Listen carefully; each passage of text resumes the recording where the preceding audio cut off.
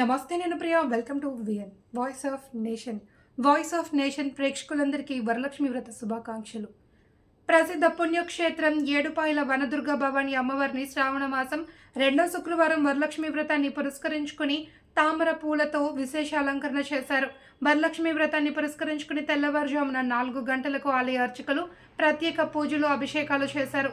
వరలక్ష్మి వ్రతం రోజున మహిళలు అమ్మవారిని దర్శించుకోవడం వలన సకల శుభాలు, అష్ట ఐశ్వర్యాలు, సౌభాగ్యం, సంతానం కలుగుతాయి అని ఆలయ అర్చకులు తెలిపారు. తెల్లవారుజాము నుండి భక్తులు మంజీరా నది స్నానం ఆచరించి అమ్మవారిని దర్శించుకుని ఒడిబియ్యం పోసి మొక్కులు చెల్లించుకున్నారు. ఈ నేపథ్యంలో ఏడుపాయలలో భక్తుల రద్దీ నెలకొంది. వచ్చే భక్తులకు ఎలాంటి ఇబ్బందులు కలగకుండా ఆలయ ఈవో చైర్మన్ అన్ని ఏర్పాట్లు చేశారు.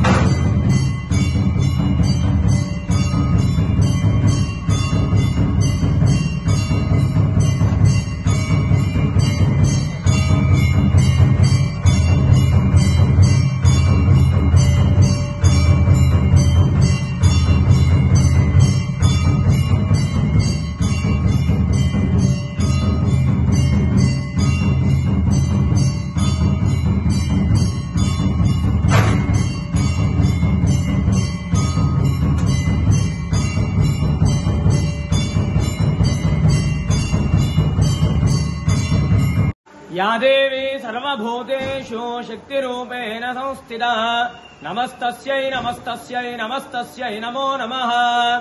శ్రీ ఏడుపాయల వనదుర్గా భవానీ దేవస్థానం తెలంగాణ రాష్ట్రంలోనే ఎంతో ప్రసిద్ధమైనటువంటి క్షేత్రము ఏడుపాయలు. శ్రావణ మాసం 2వ శుక్రవారం వరలక్ష్మి వ్రతాన్ని పురస్కరించుకొని ఈరోజు వనదుర్గా భవానీ దేవికి ఉదయాన్నే 4 గంటలకు ప్రత్యేకమైనటువంటి అభిషేకము, తదనంతరం అమ్మవారికి కమలాలతో విశేషంగా అర్చించి అమ్మవారిని కమలాలతో అలంకరించడం జరిగింది. ఈ యొక్క వరలక్ష్మి వ్రతం రోజున అమ్మవారిని కమలాలతో అర్చించడం వల్ల, ఈ యొక్క అమ్మవారిని దర్శించుకోవడం వల్ల కూడా సకల శుభాలు, అష్టైశ్వర్యాలు, సౌభాగ్యము, సంతానము కలుగుతాయి. మరి ఉదయం నుండే కూడా భక్తుల రద్దీ అధికంగా ఉంది.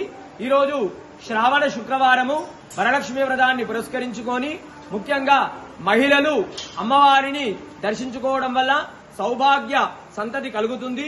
వచ్చేటువంటి భక్తులకు ఎలాంటి ఇబ్బంది కలగకుండా ఆలయ ఈవో కృష్ణప్రసాద్ గారు, సిబ్బంది అన్ని ఏర్పాట్లు కూడా చేయించారు. వనదుర్గా భవానీ మాతాకి జై.